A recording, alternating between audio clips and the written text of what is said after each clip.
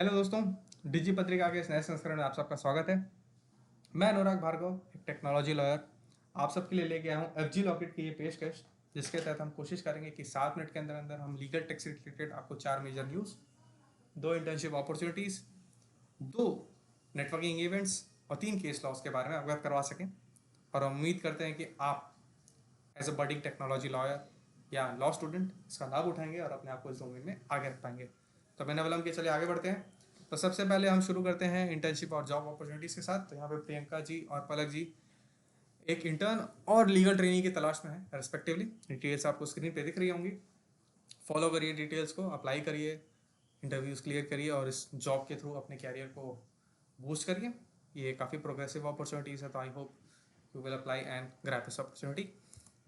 आगे बढ़ते हैं न्यूज़ की तरफ। तो मैं आपको एसेंस में बताऊंगा कि किस तरीके से इसका रियल लाइफ इम्प्लीकेशन है आपकी लाइफ में, ताकि आप जब कभी इन डेप्थ रिसर्च करें तो आपको पता चले कि यहाँ पे सर्विस लेवल पे क्या हो।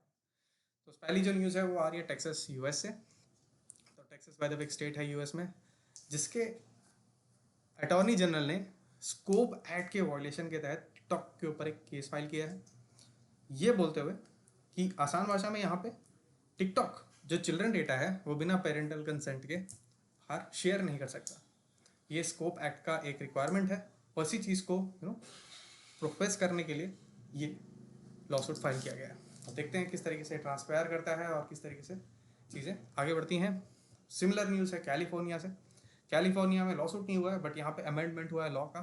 सीसीपी आपने नाम सुना होगा, ये काफ़ी पॉपुलर लॉ है प्राइवेसी फ्रेटर्निटी में। इसका अमेंड करके ये ऐड किया गया है कि जो ब्रेन डेटा है या फिर न्यूरल डेटा है या फिर वो डेटा जो आपके नर्वस सिस्टम से ओरिजिनेट हो रहा है डिजिटल फॉर्म में, उसे भी उसी लेवल का प्रोटेक्शन दिया जाएगा जिस लेवल का प्रोटेक्शन बाकी पर्सनल डेटा की कैटेगरीज को दिया जाता है। तो आप देख सकते हैं किस तरीके से टेक्नोलॉजी के ग्रोथ के साथ साथ लॉ भी अपने आप को अपकीप करने की कोशिश कर रहा है। तीसरा न्यूज़ है साइबर क्राइम से रिलेटेड। यहाँ पे है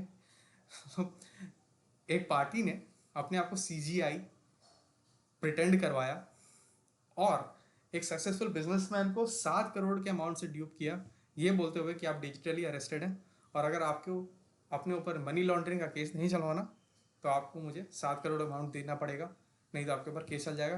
till then you are digitally arrested. और उन्होंने वो अमाउंट दे भी दिए। तो आप देख सकते हैं कितना सोफिस्टिकेटेड मॉडस ऑपरेंडी है ये।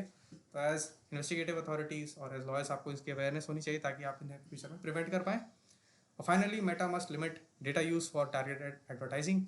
यू का ये कोर्ट का रूलिंग है। यहाँ पे ये बताया गया है कि मेटा जब पर्सनलाइज्ड एड्स आपको देता है तो आपके पर्सनल डेटा को इस तरीके से यूज़ करता है जो कंप्लाइंट नहीं होता लॉ के तहत। तो मैश टर्म्स ने खुद ये रिजर्वेशन शो किए हैं कि उनके पर्सनल डेटा को मिसयूज़ करके उनको एड्स शो किए जा रहे हैं। तो एक इंटरेस्टिंग के मतलब डेवलपमेंट है। अब देखना पड़ेगा किस तरीके से ये चीज़ें आगे बढ़ती हैं। तो उम्मीद करता हूँ कि आपको इसके तहत पता चल रहा होगा किस तरीके से पर्सनल लाइफ में आपके प्राइवेसी एक रोल प्ले कर रहा है। अगर आगे बढ़ते हैं तो हम देखते हैं कुछ नेटवर्किंग इवेंट्स। तो NLSIU बैंगलोर में एक मूड कोर्ट कॉम्पिटिशन है जनवरी में नेक्स्ट ईयर, तो आप पार्टिसिपेट करिए, अपने डिबेटिंग स्किल से अपना नाम रोशन करिए और अपने फ्रेटर्निटी में अपनी पहचान बनाइए। उसी तरीके से NUJS कैलकाटा में नवंबर में एक कॉन्फ्रेंस है, रजिस्टर करिए, डिटेल्स आपको डिस्क्रिप्शन में मिल जाएंगी। पार्टिसिपेट करिए, लोगों से मिलिए, अपनी जानकारी दीजिए, उनकी जानकारी प्राप्त करिए और अपने नेटवर्क को बढ़ाइए। फाइनली हम देखते हैं कुछ लैंडमार्क जजमेंट्स। तो सुप्रीम कोर्ट ऑफ इंडिया में JS पुट्टा स्वामी का केस है। ये काफ़ी लैंडमार्क है, आप सबने इनका नाम सुना ही होगा। ये मैंने आज इसलिए मेंशन किया है कि आप कभी फ्यूचर में प्राइवेसी की डिस्कशन करें तो आपको पता होना चाहिए इस केस का रेलेवेंस क्या है। तो इस केस में आसान भाषा में ये बताया गया था कि आर्टिकल 21 के तहत राइट ऑफ लाइफ में आपको राइट ऑफ प्राइवेसी भी मिल रही है। तो आप देख सकते हैं कि इसे कॉन्स्टिट्यूशनल लेवल पे रिकग्नाइज किया गया as a right of privacy, fundamental to every person और एवरी सिटीजन ऑफ इट। तो ये रेलेवेंस इस जजमेंट की, ये आधार से रिलेटेड केस था और आपको डिटेल्स इधर दिख जाएंगी। तो ये एक लैंडमार्क केस है इंडियन फ्रेटर्निटी में प्राइवेसी रिलेटेड। उसी तरीके से दूसरा जो केस है CJEU का, एशटर्न्स वर्सेस सुक आइलैंड। इसमें EU और US के बीच में एक डेटा ट्रांसफ़र मैकेनिज्म था जो यूनिक था, उसे प्राइवेसी शील्ड बोलते थे। इस जजमेंट में ये बताया गया कि जो प्राइवेसी शील्ड है, स्पेशल अरेंजमेंट, ये अप टू द मार्क नहीं है लॉस को एडहेयर नहीं कर पा रही उस लेवल पे जिस लेवल पे वो लॉ एक्सपेक्ट करता है, और इसे इनअप्रोप्रिएट घोषित किया गया और बोला गया कि अब यू से यूएस जो डेटा ट्रांसफ़र होगा वो typical third party data transfer की तरह ट्रीट किया जाएगा, और ये special arrangement will no longer play a part. तो आप देख सकते हैं कि डेटा ट्रांसफ़र कितना सेंसिटिव मैटर है प्राइवेसी लॉ के अंडर।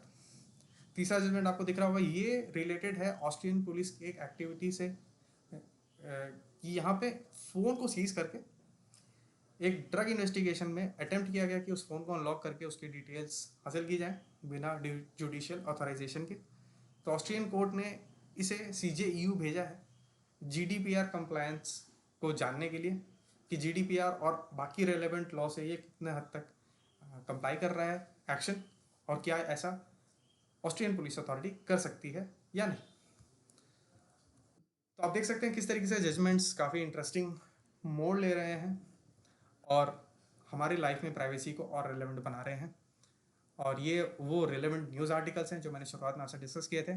इसके लिंक्स आपको डिस्क्रिप्शन में मिल जाएंगे। ये चारों आर्टिकल्स आप पढ़िए, और उम्मीद करता हूँ कि फ्यूचर में जब आप इन डेप्थ डिस्कशन करेंगे या फिर रिसर्च करेंगे इस टॉपिक से रिलेटेड, तो आप काफ़ी क्लैरिटी मिलेगी किस तरीके से ये चीज़ काम करती है।